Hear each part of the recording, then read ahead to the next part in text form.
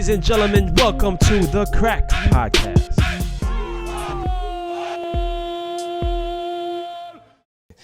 Ladies and gentlemen, welcome to the Crack Podcast. You're on with your host, Mabricio Mookie Wilson. Every week, I'm joined with my brothers, my co-hosts. Let's give a big round of applause, please, for Damarcus, Beasley, and the Glow, Oguchi, Onyewu. This man calls me the Glow one more time. I'm gonna body slam him. Yo, you call yourself the Glow. Nobody calls me the Glow. You called yourself the Glow. I call you Dusty. Both of y'all shut up. But you called yourself the Glow. Ain't nobody. Well, tell me when. Time, date. You know we have everything recorded, right? You know we have everything recorded, right? You know that, Yeah, right? Literally 5 minutes ago. Ain't nobody call me the Glow. Your glow look a little off today too. What's up, fellas? How you guys feeling, man? Yeah, I feel. Wait. I feel a little Gucci. You all right? Like something happened. Like you wake up on the wrong side of the bed this morning. You need like, to tackle somebody, man. Why are both of y'all coming at me like this right now? I mean, you just said you don't call yourself the Glow, but you actually do.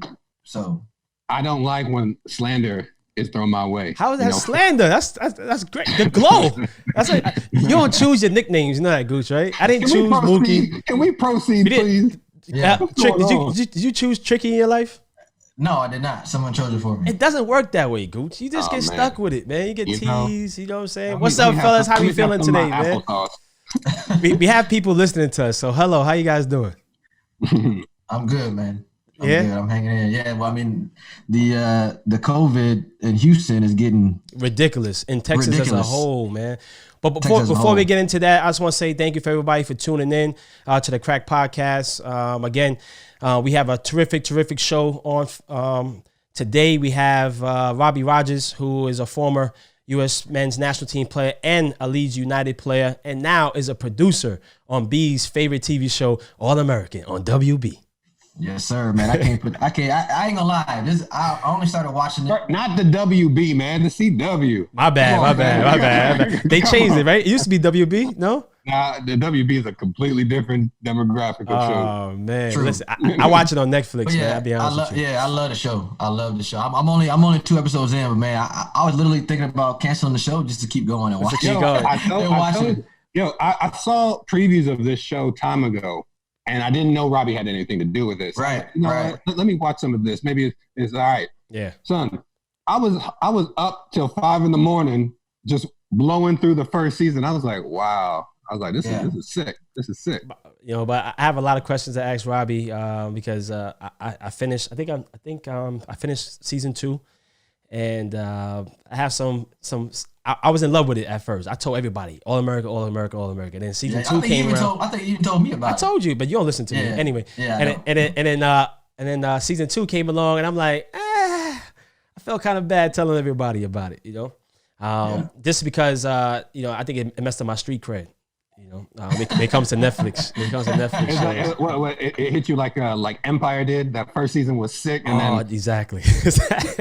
Season 2 and 3, you're like, all right, let me go to Power now. I didn't even watch Empire, so I don't even know. I don't even watch it. I never watched. But Bees, you own a TV though, right? Yes. Okay, I'm just asking. I'm making sure. I mean, it's got an antenna. Does that count? What? Hey, don't forget where you came from now. Don't forget where you came from, man. Forget where you came from. I'm up there. Is the signal good now? Yeah. Is it good? Yeah, I remember when I used to go to my grandmama's house back in the 80s. Yeah. And you had the TV with only 12 channels. Yes, just sir. a little click. Yes, it's like sir. Click to 1, click to 2, click to 3, click, and you only had 12 channels. That was it. You had to mess with the antenna to make sure it was right, make sure in a good area. Something. Oh, man. I remember watching my first soccer games on television was watching Napoli play with Maradona on UHF. Remember that, the second knob, the back, with the back stations. Yeah. Okay. I think it's like channel 67. Yo, Bees, I swear to God. The thing was all gray, right? You could barely make out the person, the figures on the field. All you know is go. You don't know what cleats they're wearing. You don't know what jersey number. You can't see any fine print, man. So the times have definitely changed, and we're showing our age. So let's move on. And speaking about new youth and new energy, I just want to talk a little bit about the MLS Black Players Coalition. I want to give a big shout out to all those guys, not just Ray Gaddis, not just Morrow, not just CJ Sapong, not just Jalil, but all the players who are participating. Even USL players have been on the call. I know Gooch and Bees, you both have a relationship with Ray, and we know he's a stand-up guy. But how do you feel with MLS coming up? What do you think, Gooch, should be the proper protest or a proper way to bring some attention on what they're trying to accomplish? In your opinion, in terms of the response from the MLS? No, I want you for the Players Association. What do you think they should do? I mean, what they're doing right now, they're banding together. They're unified. They're strength in numbers, and you see that they have numbers, right? Yeah. Essentially, the coalition started because they were realizing that fragments of the African American players were having the conversations in little pockets, and then they're like, you know what? Let's bring it all together. We're having the same exact conversations in different areas. Let's just bring it together. Let's put our ideas together. Let's bring the discussion to the league, to the commissioner. Let's form this unified message. And that's what they did, and now what they're doing is bringing awareness to a lot of the wrongs in the league, the disparaging numbers of African Americans in higher management, some of the racial stigmas within the league, and I think it's great. I mean, they're looking for more diversity amongst the players, amongst the management, everywhere in the league, and for the MLS to, right after the announcement of the coalition, to make their own announcement saying that we recognize them, we're going to stand by them, we're going to work with them and partner with them. Right there, they are making that acknowledgement. So now, from here on out, we can hold them accountable for actions that are made or actions that are not made. A lot of pressure, though, for the MLS right now, because seeing what EPL has done by putting Black Lives Matter on all the jerseys, wearing an armband that represents that, kneeling. I mean, those wasn't passive. Those are very aggressive and head on and point. Bees, I mean, yeah, but okay, go ahead. What can the MLS has to really upstage and kind of go above and beyond what the EPL has done, as well as the Bundesliga, don't you think? Yeah, but I mean, at the same time, I feel that, it all looks good on paper. It all looks good on TV and the marketing. But for me, it's action. Mm-hmm. What they're trying to accomplish with the Black Coalition and MLS. It's not just about it's not just about having head coaches and GM positions. More so having more Black Americans or Black people in general have more power. They're looking at it from a whole different spectrum, as well as that, and it's going from education. It's going from, people that look like us that have a different way out, not just on the soccer field, Mm-hmm. but obviously MLS going above and beyond to help us, you know what I'm saying? Because not every kid is going to play, not every Black kid is going to play soccer, but if MLS has these programs, for kids, in the inner cities for black kids, for whoever, doesn't matter, whoever, to, have a different voice and find a different way to, really impact their mind, not just from the sports way. I think that's a big step, So for me, it's not just, it's a great thing what EPL is doing with Black Lives Matter, with the jerseys. I love it. I'm with it. I feel, it's great. But for me, it's got to be action, and I feel that if MLS is really going to get behind what, these boys are talking about, I think it's going to be great. And it's going to be great, not just for now, but in the future. I also think that it's not they shouldn't look at it as a competition with the EPL. Oh, we have to make a bigger splash or this, right? Because is that going to last? Like, we need sustainable change.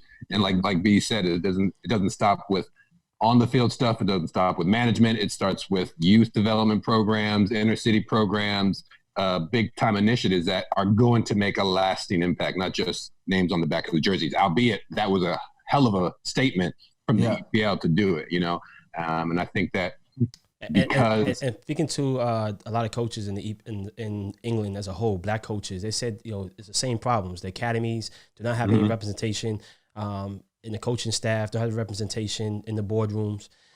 So I hopefully, again, this will spiral. But then also this weekend, what happened at Burnley, Gooch, with the, Man. But wait. Sorry. Before we get into that, please. Just going back to, the Black Coalition, and I want them to know. I mean, they know that we're with them. We're together and this and that. But at the same time, it's different because they're in the league. Yeah. And I mean, Gooch and I, we spoke about this the other day with our other friends that maybe we can come up with some kind of alumni, group.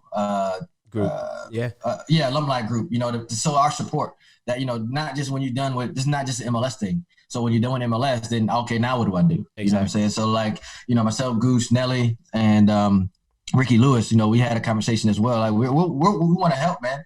Yeah. We want to help. We want to show our support. We want to do what we can from outside the pitch. You know what I'm saying? Not just things that they can do as they're, together. We want to show our support and be there and come up with ideas and show that. It's funny though. Ricky Lewis and Gooch and all you guys, you had discussions of this years ago, right? Yeah. About coming together, and only now is the urgency has come upon us, right? Yeah. So I think it's a must, right? I think everybody has a role to play, but it gets ridiculous, man. But what happened at Burnley over the weekend, I think it was a great thing to happen. I think that because it why you say that? Because it shows the reality, right? It shows the reality, right? Yeah, like it's cute to do everything we did, but in reality, how people really feel, for somebody to take the time to rent a plane, put together the sign. Yeah, I mean, racism is alive and well, regardless, and for people that say, oh, it only exists in America, they're completely misinformed. And, to follow, and the funny thing is, to have a plane fly a banner that reads "White Lives Matter, Burnley," that was a direct response to everything that the EPL was doing, right? Direct. A direct response, not because he felt White Lives Matter. He felt some form of being left out and what about us or whatever. And when I was looking at it, the guy responsible, his name is Jake Appel. And so they found his name. I didn't even see that. Yeah, they said, I'm reading an article right now, and he has a lot of posts, racially biased posts. His girlfriend as well. His girlfriend tweeting that her town was like a foreign country. And it said, before adding in the follow-up post, they need sending back on banana boats. Stinking bitches. Wow. And I didn't, oh, man. And it's ridiculous that this kind of ignorant thinking, and these people are even allowed to be, a part of society as a whole, right? There's no place for racism in sports. There's no place for racism in society, period. And for me, in general, that's a hate crime. It's a hate crime, plain and simple. And that's hate speech. That's hate dialogue. There's no place for it. And it's when I read the highlights, I was like, wow. You know what they're gonna say is like, oh, well, that's my opinion. That's my opinion, right? And they feel protected. That's what yeah, and they feel protected. Well, yeah, they make, and also the freedom of speech aspect, right? They're trying to show that, listen, you could say Black Lives Matter and we could say all lives matter, doesn't matter, right? And that's just the back and forth that's going to continue. I mean, how does it stop, right? And because people are going to believe what they want to believe, no matter what. But the crazy thing is, it's people within our generation, right? To say on your social media publicly, send these people back on banana boats. And I'm thinking, wow. The last time you came over, you came over on a banana boat. It's so stupid. It's stupid. Send them back on the banana. That just shows ignorance. Stupid. Yeah. Like, you obviously don't know history. You obviously aren't educated. You're very narrow-minded. You hang around in a circle of other narrow-minded people. True. Hey guys, I wanted to introduce Gooch's favorite segment. Say what? Say what segment? A U.S. men's national team fullback, but a right fullback, DeAndre Yedlin, who currently plays for Newcastle United. He had an interview with Robbie Earl in the UK, and they asked him what was his feelings toward international play while there is racial inequality in the U.S. And I want to play what he had to say. I thought it was pretty important. Here we go. Yeah, I have considered it, and I have thought about it, and it's kind of one of those waiting games to see if a change does happen. But at the end of the day, if things go as they stand, it's hard for me as an African American male to represent a country that does things like this, where all people aren't equal. It's tough. It's tough. It's a tough situation, and I know the problem is I know that I think the majority of people do want equality for everybody, but I think there's a Oguchi, small, I want to talk about very rich in terms of 1% representing and playing for your country. For him to have a doubt for playing for US, I mean, that's another level.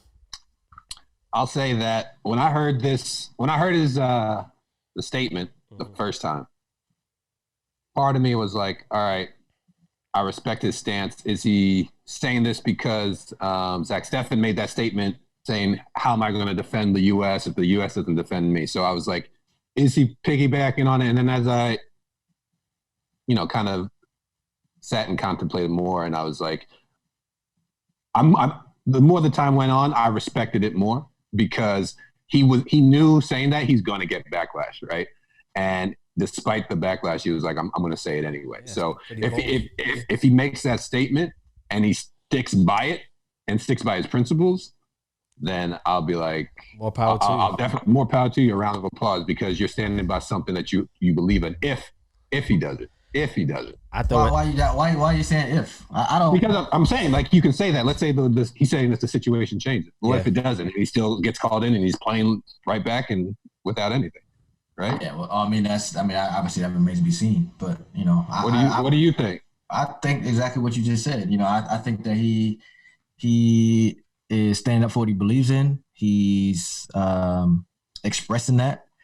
And I know, obviously I know DeAndre from our playing days. Did you play with him? Yeah, we played, obviously in the World Cup and different leagues and all that stuff. Right. And obviously towards the end of my U.S. career, I got to play with D. But yeah, I mean, you can. I think for me, you can kind of see and feel the energy that he gets. That when he talks about this certain topic, that I think that if U.S. soccer and America, not even just U.S. soccer, but America doesn't change the way how they think about society and Black Lives Matter and really put black people in, literally on equal playing levels as white people, then I don't think you're going to see DeAndre yelling. Yeah, but here's a problem though. How do you judge that, right? Like in terms of what has to happen for him to feel okay, we have racial equality. I think one thing. I mean, like I said, I don't know. That's getting deeper into the conversation because is he just talking about U.S. soccer? Is he talking about America as a whole? You know what I'm saying? Because I think he's talking about America as a whole, to be honest with you. Okay, well then, yeah. Then if he sees that, they're making changes that he feels, and he obviously speaking to his family that, they're making strides to right the wrong, then maybe he plays. But that's a question that you have to ask him. Mm-hmm. You know what I'm saying? But I mean, real talk, because that's a good question, Mookie, you just brought up. Like, what would have to happen for him to actually play for America again? Should we call him? Hit him up. Yeah, but I mean, real talk though. I think that would be a good question to ask him because I mean, only he knows that answer, not me, right. Not Gooch, not you. I got a question. So, if he chose not to play with the national team anymore, you think the U.S. national team would miss him, or they'd just be like, all right, well, we got Cannon, we got this, we got that. Yeah, I think they. Well, here's a problem though. The bigger question: will players support him? I think so. You mean support him in the sense of they stop playing, or support him in the sense of what? DeAndre ain't playing. I'm not playing either. Yeah, that's another. That's where we should be. That's the real right. If one player jumps out the window and feels a certain way, not saying all players have to feel the same way, and that's the reality. We have to make something clear. Not all black people feel the same way. Not all black people have the same answers. Right. This is not like we wake up every morning and there's a news report. I mean, there's a news report telling us how to answer questions. I think it's more relative. So we all see what's going on in the country, right? But our perception of it could be completely different. So like you said, he says if the country doesn't change, and that's his perception of it not changing, it could be different than another person. Exactly. So. Right, exactly. So that's what I'm saying. That's the only question that the only answer you can get from that is to ask DeAndre Yellen himself, because we really don't know. I mean, that's next guest on the show. Yeah, it could be, because I mean, you really don't know. But that's real, Gooch. Like, how far do we take this? And that's taking it pretty far. That's saying, listen, I'm putting my career in jeopardy. Yeah, that's Kaepernick. Look, I was actually in the office today. One of my colleagues told me a story about I think it was Barcelona was playing at Zaragoza, and I guess the Zaragoza fans were saying something to Eto'o at the time. Mm-hmm. They were booing or monkey chants or whatever. And Eto'o was like, I'm done. I'm walking off the field. And the referee was trying to tell him, like, if they continue, I'm calling the game. And Eto'o didn't want to hear it. He's pushing him away. He's like, I'm leaving. And then I think there was a Zaragoza player that came up to him and said, if you leave, I'm leaving too. Yeah. And then all the players of Zaragoza was like, oh, shoot. You know what I mean? They're like, okay.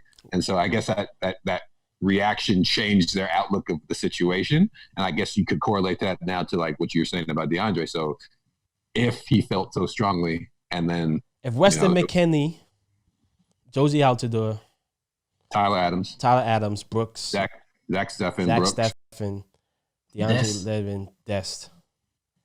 Sorry if we leave anybody out. If those gentlemen, and let me tell you something, man. I'm a firm believer, and I've hoped that if they decided not to play, that the rest of their teammates, white or Hispanic, would do the same thing. You think so? That's my statement as an outsider. I don't think so, because I don't think so. I think I don't see that coming. Yeah, I don't see that. If not just one, if you have six starters, you don't think the rest of them will support? I don't think it'd get that far. If all six of them said something, I think U.S. Soccer would come in and do something. And cancel the game? Yeah, they'd cancel the game. But that's what we want, right? We want to put pressure on them. They have to do something. And that's my whole thing, right? We sit here and Black Lives Matter was on the jerseys of EPL was tremendous. It's shocking. But here's the deal. He's talking about change within the country. So if, let's say, he doesn't want to play for the national team, and the U.S. Soccer say, well, okay, we're canceling the game. Tell me how U.S. Soccer is going to influence policy on the national level. Yeah, we're going to control. That's what I'm saying. Those are questions that he has to answer. Yeah. You know, where does he see it? You know, is it just a U.S. Soccer thing? Is it obviously in his words he said the whole country? But you guys don't believe that his fellow teammates who are not of African American descent would not support him? Maybe they might end up doing it, but initially, I don't see them saying, I'm not going to play. I don't see any of them saying that. I think Bradley would step up and the rest of them will follow. The whole squad. If five guys on the squad feels like, listen, we not feel comfortable and we want to make a stand, I think Captain America Michael Bradley would step up and then everybody else would follow. You think Greg Berhalter would step up and just nix it? I mean, it's how do you nix? You can't. You have to play the game, but he has to. What do you think? I'm worried about the players more than the coach. Yeah, I mean, obviously, all this is hypothetical. Yes. I would like to see that. I would like to see the coaches, the staff, stand up for what is really going on, not just on the surface, but really digging deep and having those conversations with his players and asking why you guys don't feel like you want to play, and then they answer the question. And then they say, you know what, we stand with you. We're with you. We're behind you. That's what I would like to see if it ever came to that. You know what I'm saying? And for U.S. Soccer as well. U.S. Soccer says, hey, we support whoever wants to kneel or don't want to play, for the national team because of, what's going on in our country. Show support. You know what I'm saying? Like the whole thing is, what do we always talk about? A lot of this is about having these kind of conversations, having an open mind and listening to our stories, to what we've been through, and what kind of changes that can be made. Yeah, definitely. You know what I'm saying? Having a different conversation. So if they just sit down and don't just make a rule or a quick judgment, and they actually just sit down and say, okay, you know what? Look, this is why we're doing this. This is why we're doing it, and actually listen to it. That's half the battle. Yeah. You know what I'm saying? Yeah. Because that's what you want. You always in any situation, you want support. You want support, from your peers. You want support from people that that employ you. You know what I'm saying? So I think that if that did happen, then show support. Show support. Ladies and gentlemen, let's give a round of applause, please, for Mr. Robbie Rogers. Thank you so much for joining the show, Robbie. How you feeling? I'm good. Thanks for having me. Yeah, still quarantining and everything with my family, so. Yeah. Speaking of your family. How did that happen? Yeah, how's that with 2 kids? I got one, so I know. Yeah, exactly. It's that times 2. So it's, you're a principal and a teacher and a technician figuring out all these Zoom things. And just like FaceTiming with these other kids. My man looks stressed. Look at him. Hey, Robbie, I saw a dog in the background too. How many pets do you have? Yeah, I have one. So that's another child as well. That's another child. Yes, as well. This morning I like got up to my room after, feeding the kids and everything, and then I realized the dog had like thrown up on the carpet. Oh man! And I was just like, oh well. Good morning. So you got, hey Rob, you got any tips? Because I have because you have a 4-year-old, right? 4-year-old and a 1-year-old. And a 1-year-old. So mine's 6. My daughter's 6. So I mean, if you could give me any kind of tips to keep them entertained for more than, I mean, I think you can give me tips. Yeah. I think, it's one thing I realized is they're all like so different. Mm-hmm. And with 2, you're like trying to get them to play together and do things that like, I don't know, just make it easier on herself. But because they're so different, they just like me, our daughter just doesn't want to. Caleb loves to like play on his iPad and do like learning games and play with puzzles. And Mia's just like, I mean, she's only 1, but she's not into it. So who do you think favors you more, your son or your daughter?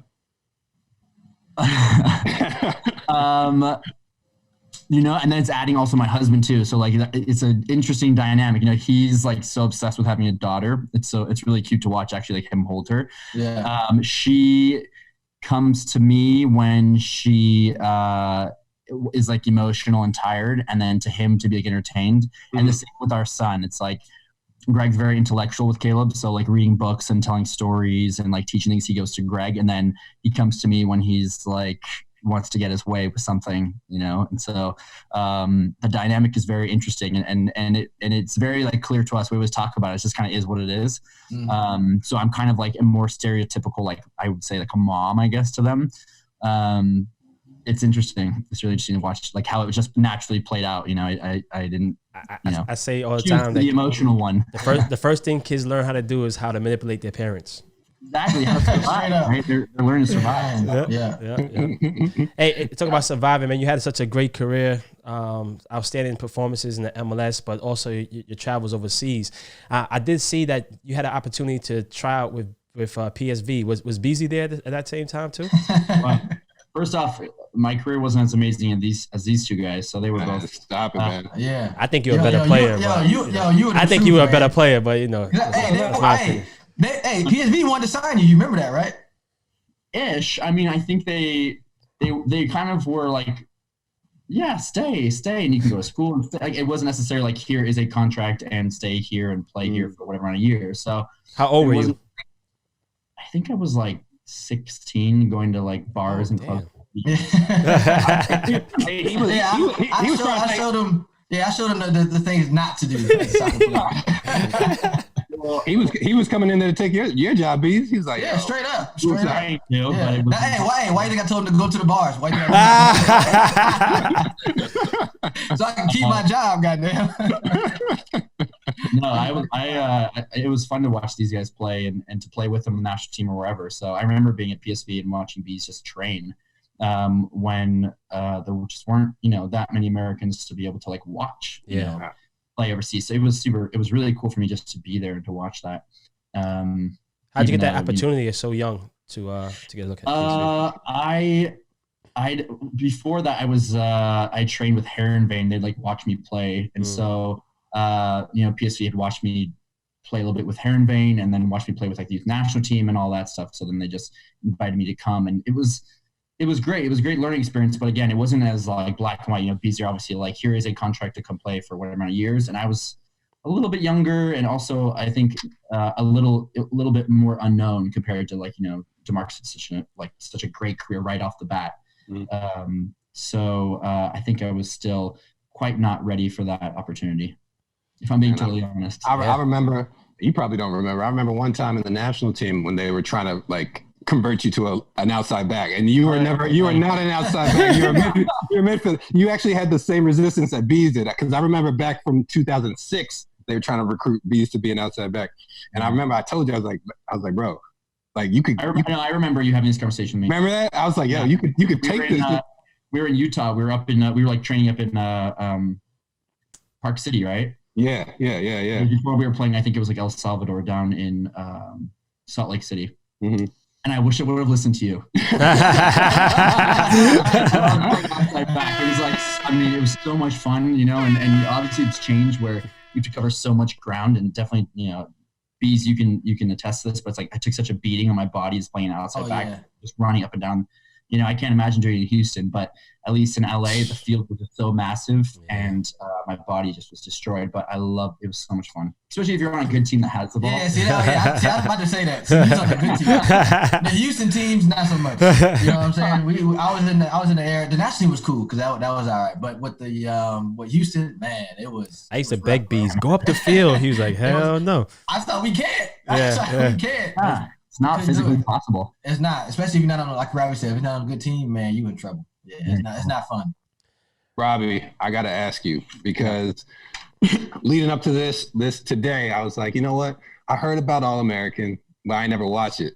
So like 4 days ago, I started watching season 1. Yeah. And find myself 6 a.m. still watching this show. And I'm like, yo, how come I didn't know about this? And how come nobody told me Robbie was a part of this? Like, funny. How'd you get into it? There's a lot of people that, you know, kind of hear about it but don't necessarily watch it, and then when they start watching it, they realize it's like so much more than just about like football, or you know, it's very soapy, and there's all the love triangles, and you like want him to end up with like Olivia or Layla, and like, you know, you're torn through all that stuff, and then all the secrets.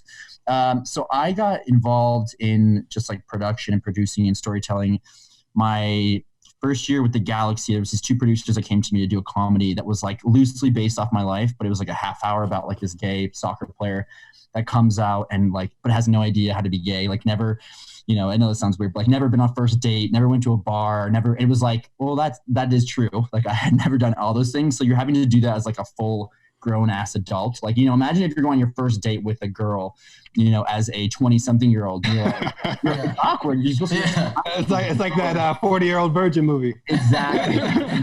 So, Bees is still awkward though, Robbie. Bees is still awkward. Hey y'all, this is Damarcus Beasley of the Crack Podcast. Thanks for listening to episode 1 of Robbie Rogers. Tune into the second episode. All right, peace.